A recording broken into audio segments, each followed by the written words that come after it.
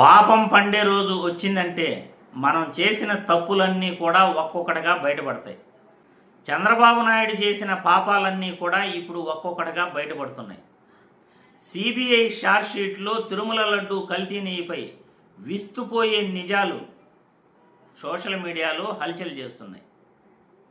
CBI షార్ట్షీట్లో 44వ పేజీలో AR dairy నుండి వచ్చిన 4 ట్యాంకర్లు అప్పటి టీటీడీ ఈఓ శ్యామలరావు గారు ఏదైతే కల్తీ జరిగిందని చెప్పాడో ఆ 4 ట్యాంకర్లు కూడా మేము తిరిగి పంపించేశాము అని అప్పట్లో టీటీడీ ఈఓ శ్యామలరావు ఏదైతే చెప్పాడో నారా లోకేష్ బాబు కూడా అదే విషయాన్ని కన్ఫర్మ్ చేశాడు.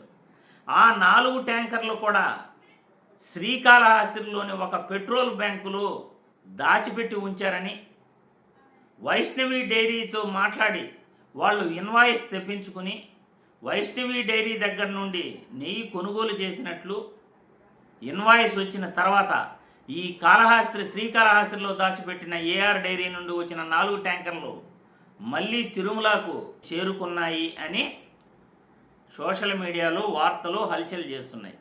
అంటే ఏఆర్ డైరీ నుండి వచ్చిన 4 ట్యాంకర్లు కల్తీ జరిగిందని చంద్రబాబు నాయుడు ఏదైతే ప్రచారం చేశాడో ఆ ఏఆర్ డైరీ నుండి వచ్చిన 4 ట్యాంకర్లు శ్రీకాళహస్తిలోనే దాచిపెట్టారు. శ్రీకాళహస్తి నుండి నేరుగా మళ్ళీ వైష్ణవి డైరీ నుండి నెయ్యి కొనుగోలు చేశామని తిరుమలకు వెళ్ళి మళ్ళీ ఆ తిరుమలలో ఈ నెయ్యిని లడ్డూ ప్రసాదంలో వాడటం జరిగి మహాపాపం చేశారు అని సోషల్ మీడియాలో వార్తలు హల్చల్ చేస్తున్నాయి. ఇదే విషయాన్ని సిబిఐ షార్ట్షీట్ 44వ పేజీలో క్లియర్గా వాళ్ళు ఇవ్వటం జరిగింది. ఎందుకంటే ఇప్పటి వరకు చంద్రబాబు నాయుడు గారు జగన్మోహన్ రెడ్డిపై మరియు వైసీపీ నాయకులపై ఏదైతే విష ప్రచారం చేస్తూ వచ్చాడో ఈ 44వ పేజీలో క్లియర్గా వాళ్ళు మెన్షన్ చేయటం జరిగింది. ఇది సిబిఐ షార్ట్షీట్లోనే 44వ పేజీ.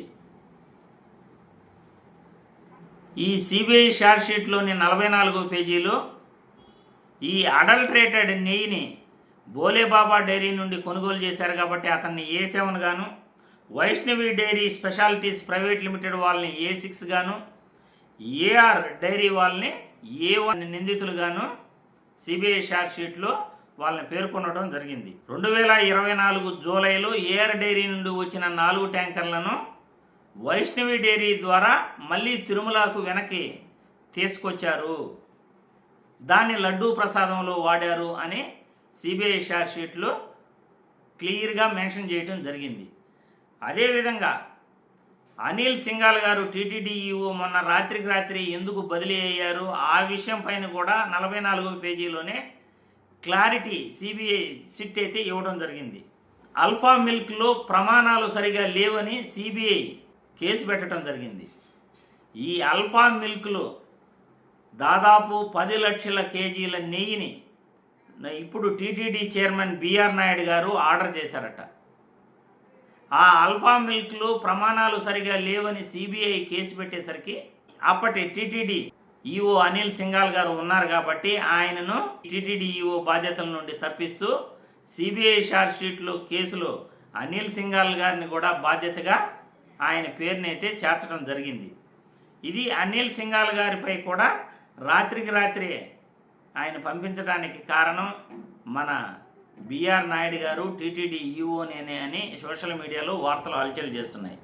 ఇక చంద్రబాబు నాయుడు కుట్రలు కుతంత్రాలు ఎలా ఉంటాయి అంటే ఈ విష ప్రచారాన్ని ఎలాగైనా జగన్ మెడకు చుట్టాలనే ప్రయత్నంలో సిబిఐ షార్ట్షీట్లో జంతువులు కొవ్వు లేదని చెప్పే లోపల ఈ ఇట్ల పోయి తనపైకే కేసు మెడకు చుట్టుకుంటా ఉందని తెలిసి సోషల్ మీడియాలో దాదాపు 200 యూట్యూబ్ ఛానల్స్లో 500 కోట్లు ఖర్చు పెట్టి ఈయన విష ప్రచారాన్ని చేశాడు అని సోషల్ మీడియాలో వార్తలు వస్తున్నాయి. అదేవిధంగా నేషనల్ ఛానల్స్ను కూడా ఈయన మేనేజ్ చేస్తూ వాళ్ళ దగ్గర కూడా సిబిఐ షార్ట్షీట్లోని విషయాలను దాచిపెట్టి జగన్మోహన్ రెడ్డి మతంపై రెచ్చగొట్టే వ్యాఖ్యలు చేస్తూ ఆయన క్రిస్టియన్ కాబట్టి ఇలా తిరుమల లడ్డూలు కల్తీ చేశాడు అనే విష ప్రచారాన్ని కూడా చంద్రబాబు నాయుడు కోట్లు ఖర్చు పెట్టి మరి ఇలా విష ప్రచారాన్ని చేయిస్తున్నాడు అని సోషల్ మీడియాలో వార్తలు హల్చల్ చేస్తున్నాయి. ఇప్పుడు మీ అందరికీ కూడా అర్థమై ఉంటుంది, సిబిఐ షార్ట్షీట్లోని విస్తుపోయే నిజాలు 44వ పేజీలో దాగున్నాయి. ఆ 44వ పేజీని మీకు చూపించడం కూడా జరిగింది. ఈ 44వ పేజీలో క్లియర్గా కూడా ఏఆర్ డైరీ A1 గాను, వైష్ణవి డైరీని A6 గాను, బోలేబాబా డైరీని A7 గాను వాళ్ళు పేర్కోవటం జరిగింది. ఏఆర్ డైరీ నుండి 4 ట్యాంకర్లు వైష్ణవి డైరీ ద్వారా మళ్ళీ తిరుమలకు చేరుకున్నాయని క్లియర్గా కూడా సిబిఐ షార్ట్షీట్లో చెప్పడం జరిగింది. మరి 2024 జూలైలో జరిగిన ఈ సంఘటన ఏ ప్రభుత్వంలో తప్పు చేసినట్లు మీరే మీ కామెంట్ల ద్వారా మీ అభిప్రాయాలను తెలియజేయాలని కోరుతున్నాను.